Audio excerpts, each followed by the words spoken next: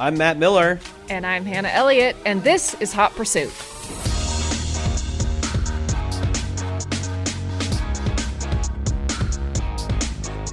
All right, we have an amazing guest on today. And I mean, for gearheads that have been around for a while, it is going to be exciting. I think a lot of younger people aren't going to know Dario Franchitti because he stopped racing like a decade ago.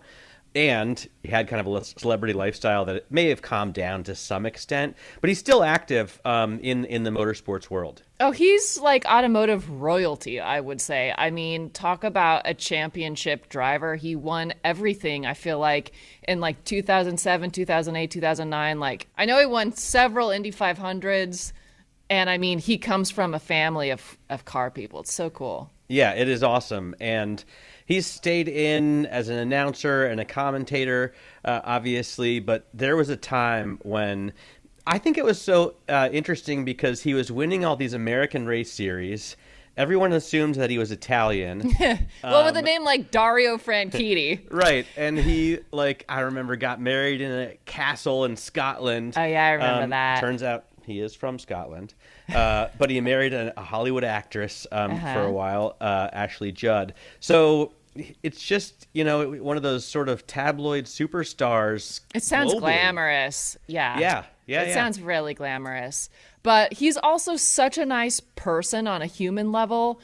And he's really interesting to talk to. I want to talk to him about this new Gordon Murray T.50 supercar that he is developing.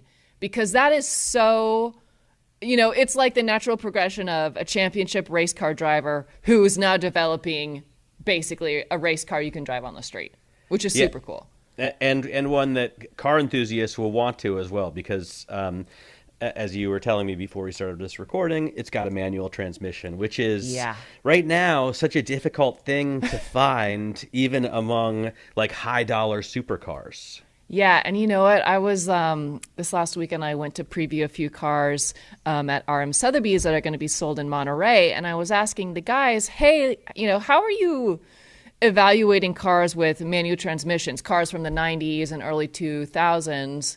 And they're like, the demand for them is incredible, through the roof. Everybody wants them. It's only going to get more intense as the pool of manual gearboxes gets smaller and smaller. They're going to be even more rare and even more desirable. So my kid brother, actually, one of my younger brothers, is looking for a Ferrari or an Aston Martin or some kind of 2000 to 2010, high-end sports car that now is much more reasonably priced than it would have been back then. And he always sends me these classified ads or bring a trailer, pieces when he finds something that he thinks would be nice. And one thing I can't get around is so many people try and pretend that a car is manual, even though it has a Ferrari F1 transmission. So it's got the sequential gearbox with the paddle shifters. And every time I point out, that's actually not a manual. And he's like, oh, what a bummer. No wonder it's so cheap. You can get a Ferrari 355, right? So much cheaper, or any of those from that era, if it's got the F1 gearbox, because no one wants it. If it has the manual gearbox, then it's going to cost twice as much. Of course. And someone else reminded me of this. Manual gearbox is a great theft deterrent because no one can drive them, right? That's interesting. I hadn't really thought about it. That's a good point. And other people always say it's also a great way to stop people driving while using mobile phones because you don't have time to text, right? Oh, yeah. You know what I want to talk quickly about before we get Dario on the line is car sales and earnings have been so bad over the last couple of weeks for most of the companies that we've been reporting on. Obviously, General Motors was a big standout, but that didn't help it at all in the stock market. It still got crushed, but not as badly as Ford. And then you got Lamborghini, which I read a little blurb. I guess it was based on your story on my television show. And they did well, obviously. They're sold out for quarters to come. But they said they're taking a balanced approach to EVs, which I thought was funny. The balance is that they don't make or sell any EVs. That's code for not doing any electric vehicles. And for a while, it's really interesting. For a while, Lamborghini looked like they were going to be the dinosaur among everybody else, dragging their feet, not just absolutely not doing anything to advance themselves and evolve in the EV world. But now all of a sudden they're looking pretty smart because they really held back and held off. And admittedly, they have that luxury. They really only, first half of this year, they only delivered 5,500 vehicles around the world. So obviously it's a really small automaker. But they did have the luxury of being able to hold off, and now it's making them look really smart.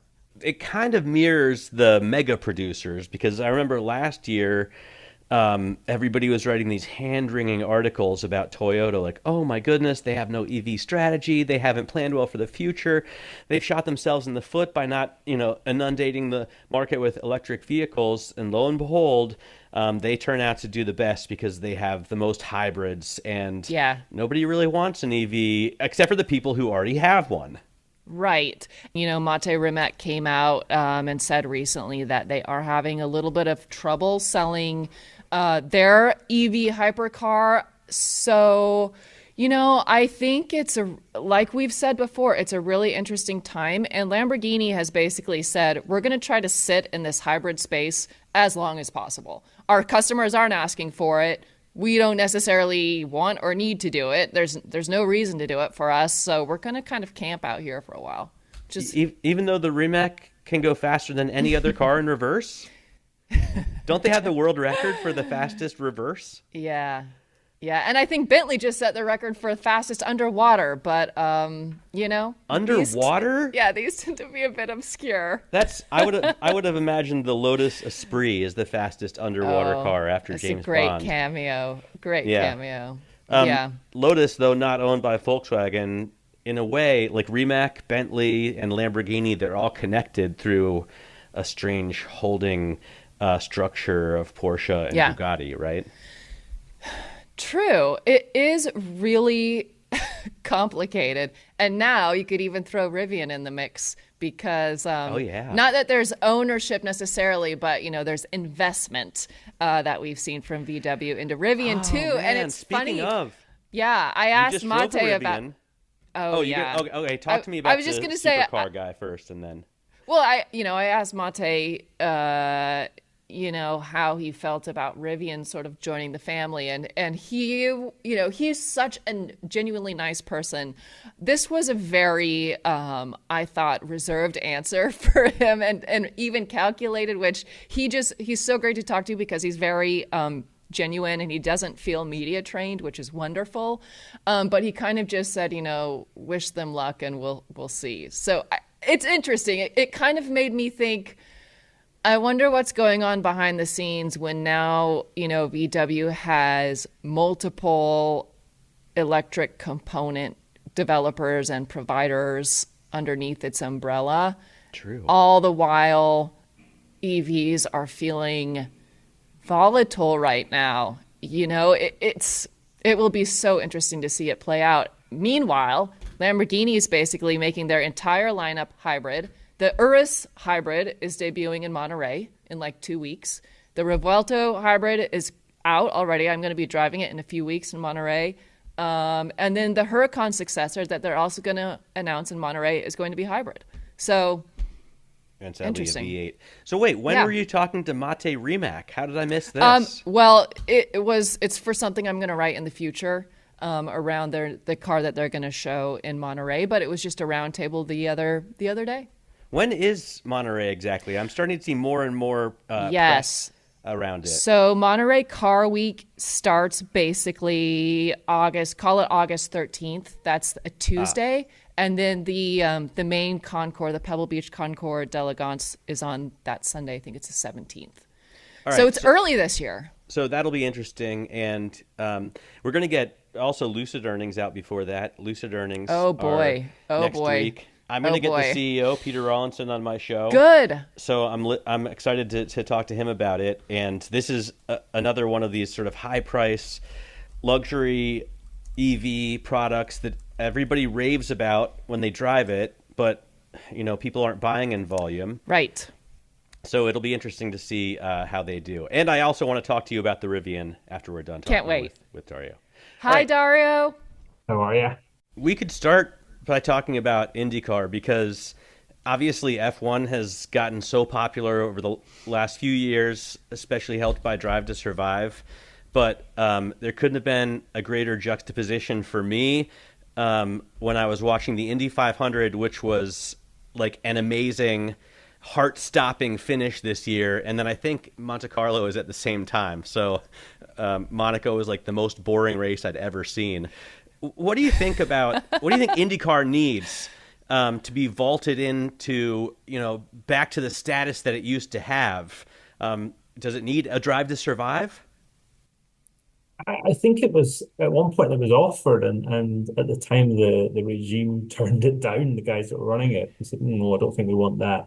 I think that if you look at what Drive to Survive has done, it's incredible, isn't it? I mean, in the US, obviously lived over there for 15 years. That when you talked about F1 with anybody, they just didn't know what it was, and now it is absolutely huge. So, yeah, Drive to Survive has done a heck of a job for them. Fantastic races. They've got great drivers, great teams. That's a good product, and so yeah, and then next year they've got a new TV deal with all the races on network on Fox, so that's pretty cool. Dario, I'm curious. I know you've worked with Andretti Racing, of course, and Andretti has made a bid to join Formula One. Do you think that would really help Americans get even more interested in F1, and maybe that would also extend to Indy? I think a rising tide lifts all boats, doesn't it?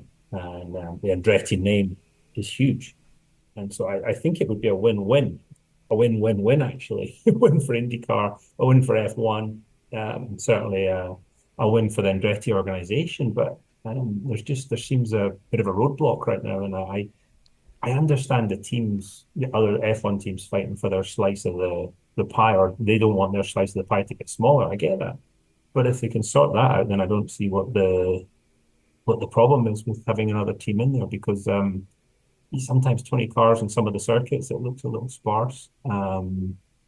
Yeah, I think it would be exciting for fans throughout the world, but yeah, obviously in the US especially. You have a really interesting perspective as a European who also lived in the States and has been sort of on both sides of European racing and American style racing, and attitudes. Is there a certain attitude that Europeans have when they think of Americans in general, like just that we're like the teenagers of the car world and we don't You really can only get turn it? left. Yeah, it's like we're a bit pop culture. No, I think if you go into any sport, any country, any large group of people, basically, you will find ones that have got an opinion set in their ways, and there are certain. I think in any formula, there's certain people that think that in the US only turn left. People in IndyCar and NASCAR think sometimes with F1 that it's so elitist or whatever. But God, I'm a race fan. I love watching all types of racing. I grew up with a lot of the guys that are in some ways running the sport now, whether it's in F1, whether it's in a bit in NASCAR, and certainly in IndyCar. And they're all good people and they're all racing people, but sometimes vested interests get involved, and obviously when there's so much money involved, then yeah, we never really get the true story, I would say. Yeah. I like to watch all kinds of racing too, from NASCAR and Indy to F1. I like to watch the Australian V8s. I like to watch British Superbike. I love MotoGP more than almost anything. But if the vehicle doesn't make noise, for some reason I have almost zero interest. I've even been to a Formula E race, which was cool, but it's not the kind of thing that I would like subscribe to. What's the future of racing look like if? I mean, am I just too old, Dario? Do you think that the kids are going to like silent racing? Yeah, and Dario, you commentate on Formula E, don't Yeah, you? Yeah. I commentate. I think I did 3 races this year in FE, and I think it's great racing. Again, I'll watch anything. I'll watch any type of racing. So, but I think and I've been there in FE. I was there since the start, 10 years now. And I think, yeah, it's great. It's great racing, great drivers, all that sort of stuff. but I do struggle. When I watch it as a spectator, I do struggle with the lack of noise. But I would talk to the fans. I'd say to them, "Hey, do you not miss the noise of a V12 or a V16 or even a V10 screaming away?" And they'd say, "I don't know what that sounds like." Yeah. So I think in some ways we might be too old, but FE is a part of the solution of the future, shall we say? But I think you're going to have sports cars now with the hybrid systems. You're going to have IndyCar now hybrid, F1, and maybe that's sustainable fuel. I don't know, but you, yeah, I don't think everybody's just going to gravitate towards electric cars. It's a certain same thing with the supercar business. You've got to have, I think the noise, the internal combustion engine gives the car a soul. And as an old racing fan, I remember going to Silverstone in the 90s as a kid that was trying to climb that ladder, and a car fire up in the garage, and you were still approaching the circuit you were still outside the circuit, and the car would just fire up in the garage, and you'd hear the noise, and the ground would shake. That was the most incredible experience. And when you see 33 cars at Indianapolis fire off down at the turn one in the first lap, it's like mind blowing. So I really, really hope we never lose that.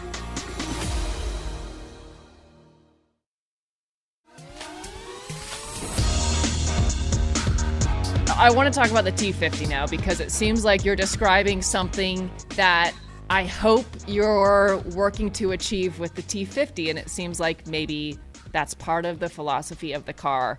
Can you just tell us a little bit about the car and your role specifically? Are you the development driver and doing other things too? Maybe first also a little history of what Gordon Murray has done. And I don't think the average car lover is going to necessarily know him as well as people who are read in. So what's Gordon Murray all about, Dario, and how did you get involved with him? So Gordon Murray, designer, came from South Africa, and very early, I think he was in his early 20s, took over as chief designer of Brabham, and created some of the most iconic F1 designs. Left Brabham after a couple of world championships, moved over to McLaren, worked there, and kind of, again, won world championships with a couple of guys called Senna and Prost, who were pretty good. I've heard of them. Yes. Yeah. And then he wanted a new challenge. So with Ron Dennis at McLaren and Mansour Ogier, they came up with the idea for them. Well, Gordon came up with the idea, but got those guys to buy into it, and they made the McLaren F1. And that was Gordon's first road car. And he did the SLR as well with Mercedes, with McLaren and Mercedes, and then he went on his own. And 2019, I guess, he decided it's time for another car. McLaren F1, considered one of the greatest cars of all time. Just smashed all records, and it was just such an incredible car. He decided, okay, I made some mistakes with that, and I want to read. I want to try and, with all the modern technology that involved, I think, to make a car that's even more engaging. And that's where T.50 came in. So tell us how you came to know Gordon. I mean, I'm assuming just through the racing world, and then how did you come to this role? Gordon and I never actually met when he was designing racing cars and I was racing. I used to see him at these events, and I would literally sort of 6.5 foot tall guy in a kilt, these black tie dinners in London every December at the end of the season. But I was always in awe. I was a little scared to talk to him. Anyway, we did some filming, I guess back about 10 years ago, and we got on pretty well. So when he was looking for someone to help him launch T.50, because just T.50 launch happened just at the start of COVID, my name came up. So he phoned the house. I had no idea. My wife was standing, basically saying to me, "Someone on the phone for you." She was holding the phone, saying, "Someone on the phone." I was like, "Who is it?" She said, "I don't know. It's Gordon." And I was literally reading a book about Niki Lauda at the time. Nicky was one of the drivers that Gordon worked with, and it was basically saying in the book, Gordon was really upset because Nicky decided he had enough and he walked out on the team. And at that, Ellie said, "Yeah, Gordon. Which Gordon?" She said, "I don't know, but he seems nice." And that was Gordon Murray on the phone saying, "Hey, would you do this?" And it was just bizarre that I was reading about him in a book at that very moment. So I came along, did the launch, but I said I wanted to get more involved with him in the development of this incredible car because he's an absolute genius and he's a hero of mine. Did COVID set back the planning? You sort of mentioned that this was all percolating, and then COVID hit. Has that reoriented just the timeline on everything? Oh, absolutely. Yeah, absolutely right. You know, we had these carbon tubs in manufacture for the car that we couldn't get. They were locked up in the factory. Everybody was working from home as well. Gordon Murray Automotive, which slowed the design and development process. So we ended up having to use a mule car to put the engine, the gearbox, the whole drivetrain into a mule car to get things up and running as well. So it definitely delayed the whole project by quite a bit. But you know, it was one of those situations. We we we had the issue and we just had to find a way around it and just but the cars are now out. We've got 20, I think we've got 20, just over 20 cars now out on have gone out of production and are in the hands of customers, have been delivered to customers out of the 100 cars that we're going to build of T50. How do you rate it? That's incredible. I mean, it's nuts. I bought one. Have you really? I bought one. It's the first time I drove it way back in those early days. I only had a 6,000 RPM rev limit at the time. It revs to 12,000 RPM. It's got a lovely V12 engine in it that revs to 12,000. So even at 6,000, as soon as I'd driven it, I knew I made a mistake not buying one when Gordon offered it a couple of years previously. It's the most incredible car. It's 997 kilos, so just below 2,200 pounds. Wow. It's about the size of a Porsche Boxster, seats 3 people. Oh, it's small. Yeah, it's small, central That's driving way position. because I'm thinking 3 people. It's going to be a really long, big supercar. Wait, does it seat 3 people in the same configuration that the F1 does? So like Exactly. one in the middle and then 2 is slightly behind? Slightly back, so when you're going really quickly, you can see their feet in your eye line trying to work the brake pedal. It's not there on either side. That is so cool. Why does he choose that configuration? Is it just because it was made so famous by the McLaren F1, or is there any reason other than that? Well, it makes perfect sense. If you've driven a single seat race car, it makes perfect sense because then everything is symmetrical. When you're driving a car in the US, left side, over here in the UK, right-hand side, when you turn one way, it feels different than turning the other way. You've got the A-pillar intruding into your view when you turn left, for instance. This car, because of you've got that central driving position, it's completely symmetrical, left to right.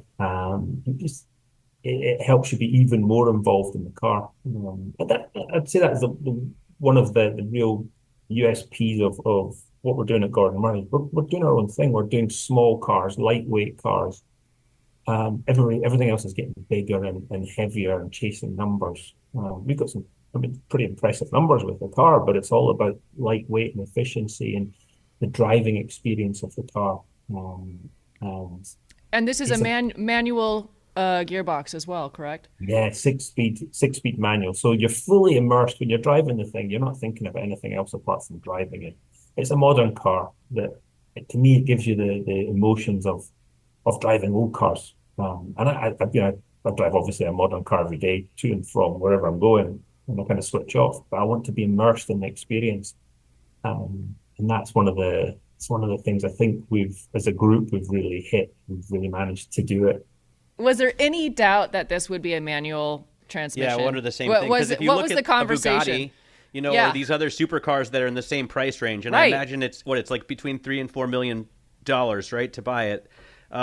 Everybody else seems to have gone manual at this point. I mean, maybe Pagani doesn't, but what made you go manual? Again, it's about driving, it's about interaction, it's about working with 3 pedals, the clutch, blipping the throttle, just the actual art of driving a car, to me, that's a manual gearbox.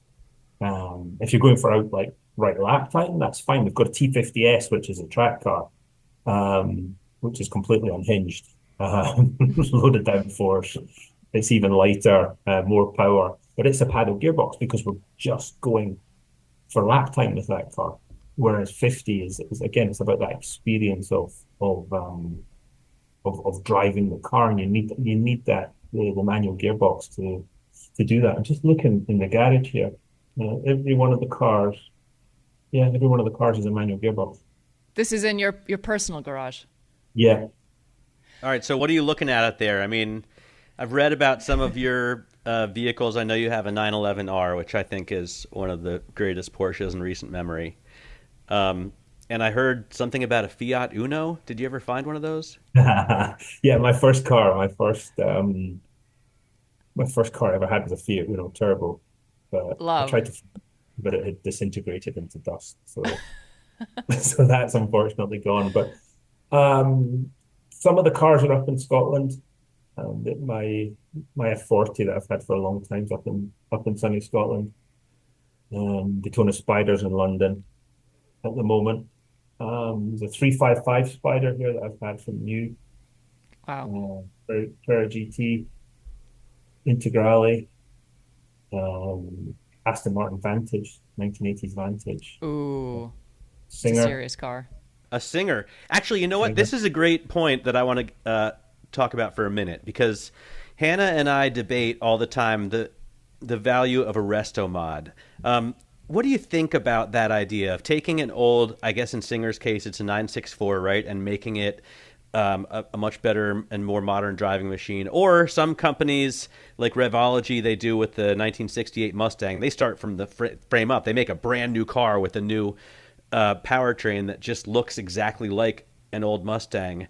What do you think about these resto mods? Because they become almost ubiquitous now. There's I don't with Singer and there's Theon and there's so many that do Porsches, but now they're starting to do it with Corvettes and and not F40 GT40s.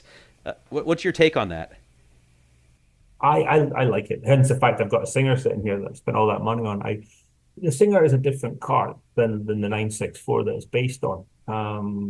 And I happen to like what they do. I like the way it drives. Hence the fact I drove one, and then I waited 3 years, thanks COVID, for the car, and it hasn't disappointed. It's the most wonderful thing. I've seen some recently. I thought, well, I don't know why you've done that. I'm not talking about Singer. I'm talking about others that have done some resto mods. I mean, Panna Magnus is doing the TWR. yeah, The TWR. Yeah. yes, Yeah. because that was a flawed car. Yes. Yeah, and that's got racing history to it. That It looked yeah. cool. You're like, yeah, okay. I've seen some recently, the other cars, and I thought they actually made the original look worse. But the Singer looks mad. The Singer DLS. If I Yeah. had unlimited fun tokens, I'd have one of those sitting as well. I The noticed fact, there's ones going for sale in Monterey in a few weeks yeah, at exactly. auction. My brother does a lot of the test driving and the Ooh. Singer product, and he was intimately involved in DLS. I love what they do. But it's been a thing for a while. I mean, I think there was a guy at General Motors, Mark Stilo, who started doing these with Camaros way back. And in muscle cars, it's been happening for longer than Singer. Just in general, the idea of a resto mod, purists, don't like it. They want the original experience. Like if you're driving a C2 Corvette, I've talked to so many people who own like a 1963 split window, and they say it's great to look at, but when you drive it, it's like driving an old truck. You know, Also applies to the C3. I Just would from want personal experience. I would want the resto mod. I would prefer that. What do you think about sort of purist versus modern driving experience? I think there's room in the world for both, isn't there? I'm with you. My Daytona Spider, without power steering, there's a couple of things in it that were challenging, shall we say, with the suspension and brakes and stuff. So I made a couple of changes to it. Um, and the purists absolutely hated it, but I love driving it. But there's a place for I love when you see a car that's absolutely as it left the factory. That's good, and some people are into that, and more power to them. But um, at the same time, like my F40, I've made a couple of small changes to that. Everything to put it back to original is in the box in the cupboard in the garage. And one thing I've learned in doing this job with Gordon Murray is there's people's passion for cars. It's in all shapes and sizes. We were all standing at the top of the hill at Goodwood. Some of the test drivers, guys that do my job, ex-racing drivers, current racing drivers at the top of the hill. We'd all been driving various different manufacturers, supercars up there, and we were all looking at each other's stuff and sort of humming and hawing. Ooh, that's amazing. That's great. We just one of us said, how amazing is it that people have got this appetite for these crazy cars to allow us to get to play, and people still have the passion for cars, and it's as I said, it's all shapes and sizes, and our customers are all shapes and sizes too. I was going to ask, what type of people are interested in the T50? Who are you talking to, and where do they live? Are they U.S. or Asia, Europe? So yeah, US, some in Asia, some couple in the Middle East, but Europe and the UK are big as well. And the age range, our oldest customer is, I would say, 84. Wow. And he has a massive collection of cars. Our youngest customer is mid-20s, and there's a couple of people that this is their only supercar. So this is their entry. They're dipping their toe in the pool of supercars. This is exactly right. What about women, Dario? You've delivered like 20, right? And you're going to make 100. Are any women interested in the T50? Yeah, we have, I believe, certainly one woman customer, but a lot of the wives of the husbands went, yeah, look, trust me, I'll be driving it, and I know my wife will be expecting to get out and go for a blast in it, and it's usable. That's the great thing about it. It's small, it's usable, so it has 675 horsepower. So and it also does well north of 220 miles an hour, but it's a usable car. So, and I could take my kids to school in it.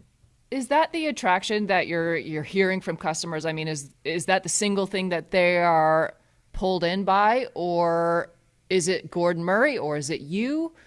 No, or it's something Gordon. else? It's absolutely Gordon. What Gordon's done in the past with the F1, and they want a car that when they drive it, it's gonna. They want a driver's car. They want a car that they can, that's going to really give them, really work all their senses, and that's whether that again, all different ages and all different experience levels. And she said, I want to. This is something I want to experience. I want lightweight. I don't want turbos. I don't want big car. I don't really care about lap times. All that sort of stuff. We only know the top speed of the car because we had to do it for homologation. We know the top 0 to 60 time. Again, it wasn't a big thing. It wasn't lap time around the Nürburgring. Didn't really care, but. It's nice to hear somebody say that, because everyone pretends to care. And it's nice to hear someone say, I don't care. But less and less, right? Because EVs have kind of commoditized speed or quickness. Like, it doesn't matter if you can do 0 to 60 in 3 seconds in your microwave if it's not very much fun. What do you think about EVs, Dario? Do you have any interest? Do you have any, like a daily driver that's an EV? Gordon hates my daily driver. It's against everything he stands for. It's in the garage because I washed it today. I have a G-Wagon. Love a G-Wagon. We're huge fans. I have a G63. Yes. Perfect. I think there's a use case for electric cars. There absolutely is. But it's not the full answer. And it's certainly not the answer, in my opinion, for supercars. It's not, because you remove so much of the emotion with not having the sound. And also the way it delivers its power. But if if it works for your use case, your mission, to get to and from work, whatever that is, good on you. But it's not really, it's not my thing. And luckily that fits in with what they do at Gordon Murray, and as long as we can build these normally aspirated V12s, and sort of plow our own furrow with those, we will. And they're also really efficient. Let's not beat about the bush. It's a 4 liter V12 that produces 675 horsepower and does so in a really efficient way. People, manufacturers rediscovering that they need internal combustion for their hybrid cars. People are going to be looking more and more to make very efficient internal combustion engines. What was it the guy from VW said? Due to negative customer sentiment or something. He was talking about them rolling back some of their EV stuff. Oh, Oliver Bluma. Yeah. Yeah. Yeah. Well, I wonder what's ahead for Gordon Murray, because if you're director of brand, that says to me it's not done. It's not over with the T50. Like, there's a bigger story there. Is that the case? Yeah, absolutely. And that was one of those aha moments, I think, for Gordon. He built a car company to build a car, being T50. Um, and then he thought, wow, I've got a car company. Now what? he, he has, but luckily his mind is just goes nonstop, just absolutely nonstop. The man doesn't sleep. And he has filing cabinets in his office full of ideas for the future. And I'm not talking one or five or 10 different ideas of cars. I'm talking 50 plus of all different shapes and sizes. And he's got this group of people that turn his ideas into reality. So the next 50S, which is a track car. I'm middle of testing that right now. We had that run up the hill at Goodwood at Festival this week. You can see that on all the social things. It's absolutely unhinged, the car. It's 900 kilos, 775 horsepower, 1,500 kilos of downforce. And I know my American friends are going, what's that? Well, multiply by 2.2 to get that number in pounds. Where do you test it? Silverstone? We've tested it all over the UK so far. We're going to the Middle East fairly soon, and there might be a little trip to America in its future, and that'll be getting built next year. 50 production will end first quarter of next year when the 100 cars are done, and then we've got T33 and T33 Spider coming out after that, and that's based on a two-seat car, same V12 engine, and that was based on all those cars that Gordon lusted after in the 60s but could never afford, those beautiful, shapely cars. Lamborghini Miura, Alfa T33 Stradale. And then after that, we've got Project 3 coming at some point. I've actually got another T33 variant before that too. And then it just goes on and on. And so it's exciting. I mean, as a petrol head to get to make your dream cars and to work alongside Gordon and the team is quite special. Now, I know Gordon, I think, comes from Scottish heritage.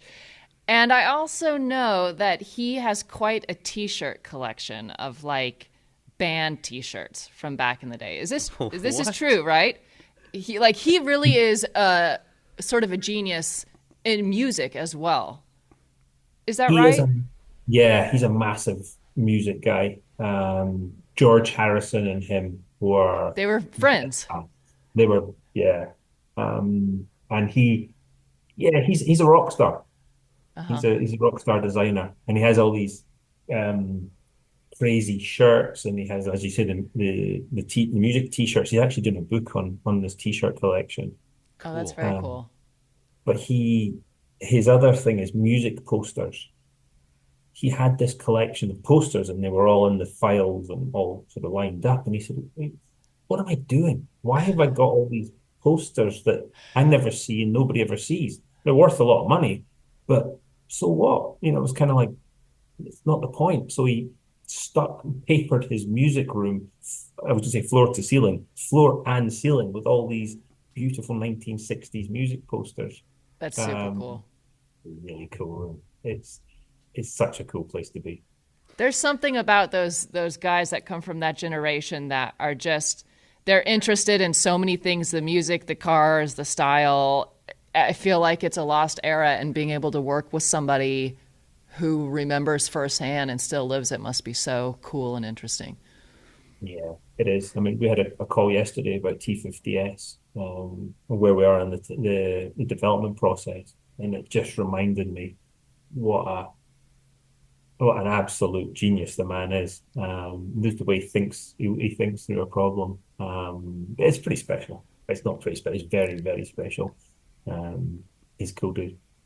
My favorite thing that he has done is the little ultralight one seater, the open wheel The racer. rocket. Yes. And I always loved those. At a time, I think there was going to be a resurrection of the Van Wall, and BAC does the mono, which is cool. Are you interested in that kind of thing that makes you feel like you're driving one of your Indy cars, but you can drive it on the street? Oh yeah. Oh yeah. Absolutely. One of the perks of the job is Gordon's got this incredible garage full of all these cars. I go in and basically choose what I want to take for a spin. Obviously, just for development purposes Sure. and Yes, exactly. Of course. you know that. Yes. Research. I took the rocket out around the roads of Surrey, and it's for those that don't know, a little two-seater, one behind the other. It weighs nothing. I have motorcycles that weigh more than it, and it's got a motorcycle engine in it. But it's completely open top. It was very interesting because I was having conversations with pedestrians when I was driving it through the middle of this town. They'd stop at the crosswalk and I'd let them across, and they'd say, "Oh, thank you." I'd say, "Yeah, you're welcome." But then you get it going, and it's the most incredible. Again, lightweight, all the things that Gordon does, efficiency, and it handles beautifully.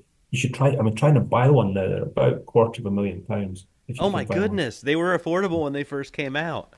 Yeah, I think they only made 47 of them, I think, and I missed one of those as well. So can't have them all. I have to ask. I know you mentioned your wife. She is a beautiful equestrian, and spends a lot of her time, it looks like, at the horse barn. Do you ever ride? Do you switch horsepower and go for the live thing?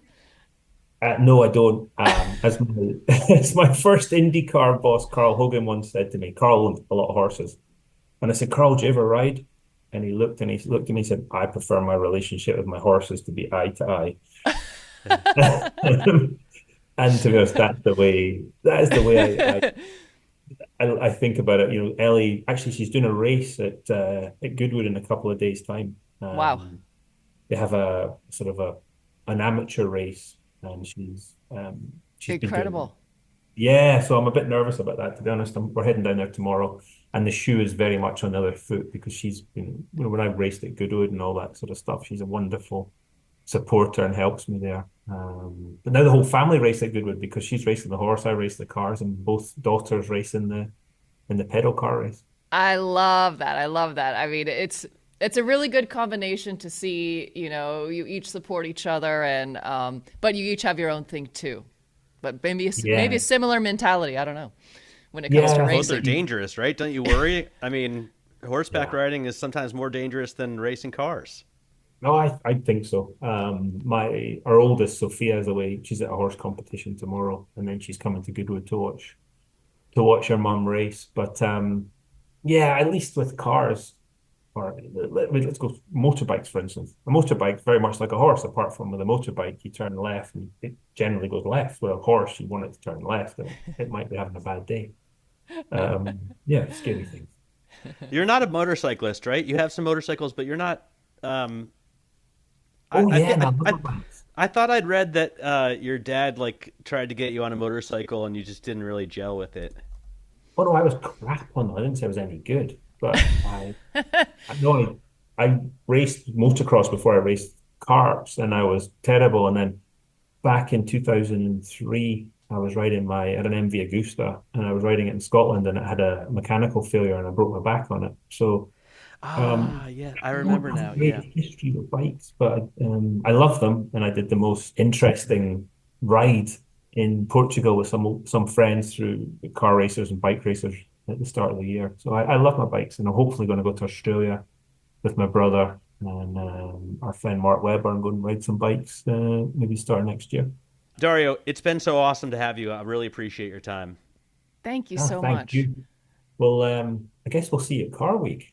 Well, I'm going to see you at Car Week, and I think I'm going to drive with you actually next week in LA, which I'm Oh, really no looking forward way. to. Yeah, I can't wait.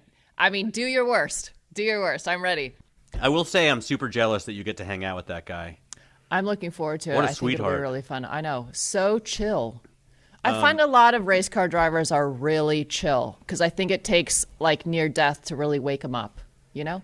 Yeah, they have such high intensity otherwise. Their adrenaline levels are shot, so just so relaxed. Are you going to write a piece on the T.50 or on Yes, Gordon Murray? I'm working on a piece actually about manuals in general. So that's going to be a really big part of this look at where the manual is going. Is it making a comeback? You know, that sort of thing. So yeah, can't wait. So you have a piece out on the Fiat 500. We touched on it briefly last week.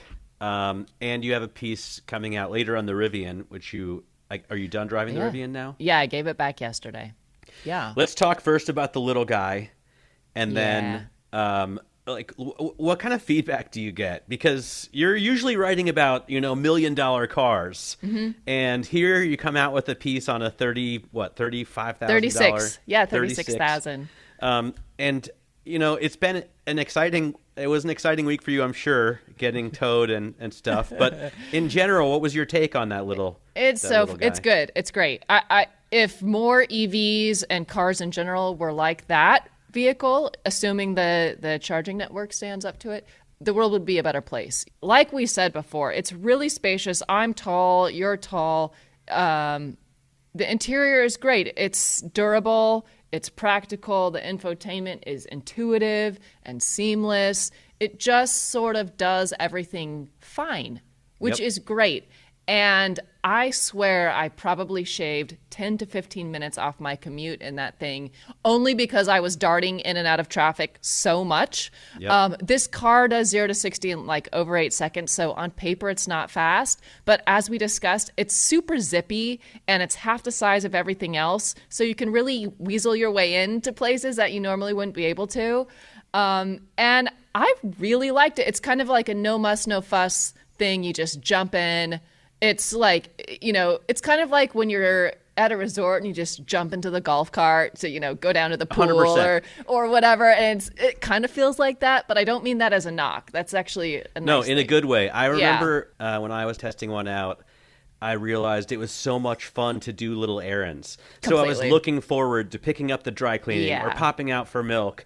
Yes. And even though it's tiny, somehow it fit my daughter's rear-facing car seat with no problems. Totally. So, Totally. yeah. And I just remember, I should really say this. I was at the dentist last week, and my dentist is in Pasadena. He's a car guy. He has many nice cars, including some made by Ferrari and Mercedes. And he was so proud to tell me the story of how he just bought a 2012 Abarth Fiat 500 Yep. and how much he loves it. And I'm pretty sure he waited in the parking lot till I left so I could see the car because he was pulling out in the car. I mean, he loved it so much and spent 10 minutes telling me how much he loved this little thing, to just exactly your point, to just drive to the office and back. It was kind of great. And it made me realize, you know what? It's a shame they haven't been sold consistently in the US, but I really hope that going forward, this new drop does really well and we'll start to see more. I also think that this is a car use case in which the EV powertrain makes even more sense. Yes. I mean, I'm sure the Abarth version is fun and it's probably got a Revy engine. Does. But the zippiness of the EV powertrain just lends itself so well to the size, and setup of the Fiat. All right, I want to get your take on the new-ish Rivian, right? Mm-hmm. It's still the R1S, so it's the SUV version. It looks, for all intents and purposes, exactly the same as the launch edition. But second generation technologies. Exactly. So, and the first one you were not entirely impressed with, No, right? and no, I wasn't. I thought it was really poorly made and overpriced. And in fairness to Rivian, it was an extremely early model. And I understand how car makers really have a lot of tension between we want to get press on this and we want to get media in the cars as soon as possible, and they're having to balance that against how good the cars are at any given point. And obviously, Rivian's been super out front with that. Right, Remember, they did the long way up with Ewan McGregor and Charlie Boorman. Yes. So there's a push-pull, because when you get into early cars, obviously there are things that haven't quite been ironed out yet and haven't been sorted. And I think maybe they got press into the vehicles a little too early. But, I respect the desire to get them out there, because I also roll my eyes when people want you to do press on things. And I'm like, well, can I drive it? And they're like, no. So, it's a balance. But back to this SUV. New edition. Yes. It's certainly far better made than the earlier version vehicle that I was in.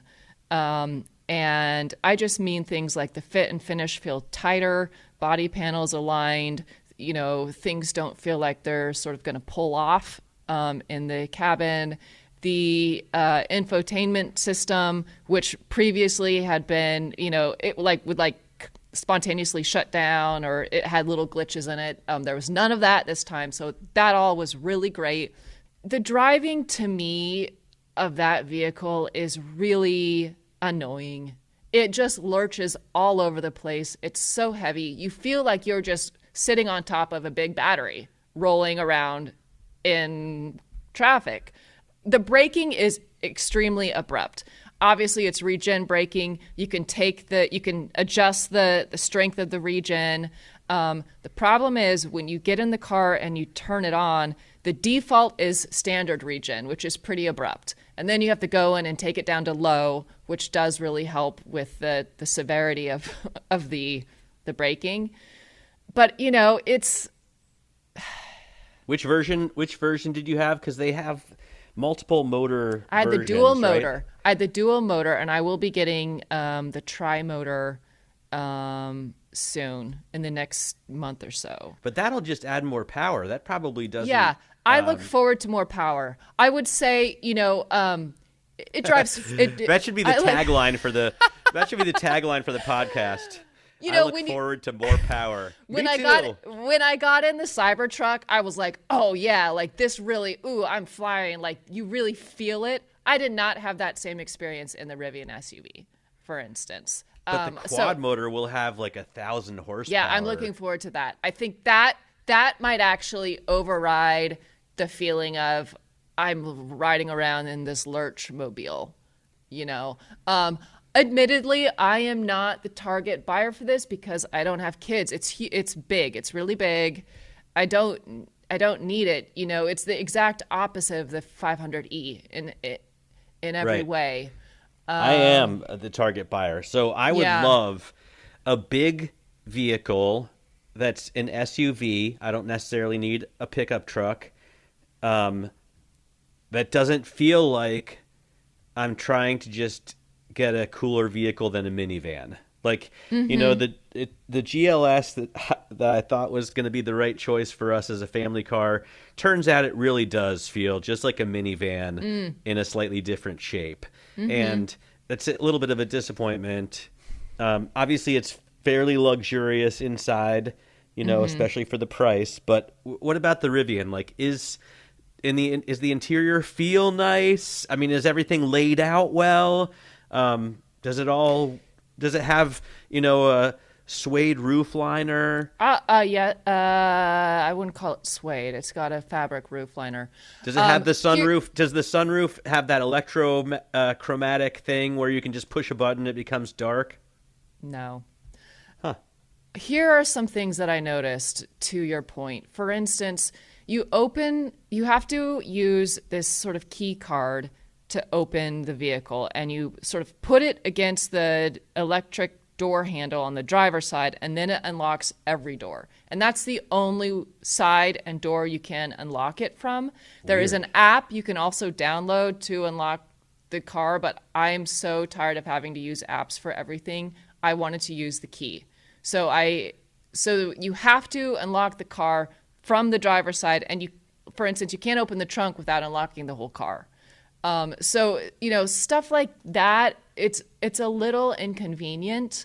I went to Home Depot and bought plants and put them in the back, and the tailgate opens and closes very haphazardly. You know, you're going to hit your head. If you open it, but then it somehow senses something, it'll just freeze.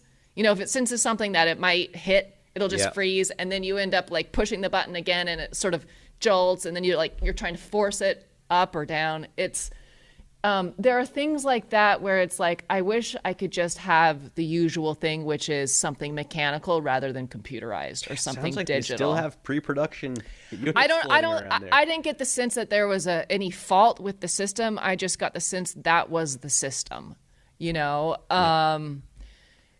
And it just is a case of like, it's just easier if you just have a door that you can open and close. For instance, the doors don't recognize when I walk up with the key and automatically unlock. That's a pretty basic thing. It happens in Mercedes and Porsches and lots of other luxury cars. But for instance, if you have the key card for this vehicle, it's not recognized. You still have to hold it up against the door handle for them to then recognize it and then to open and unlock the entire car.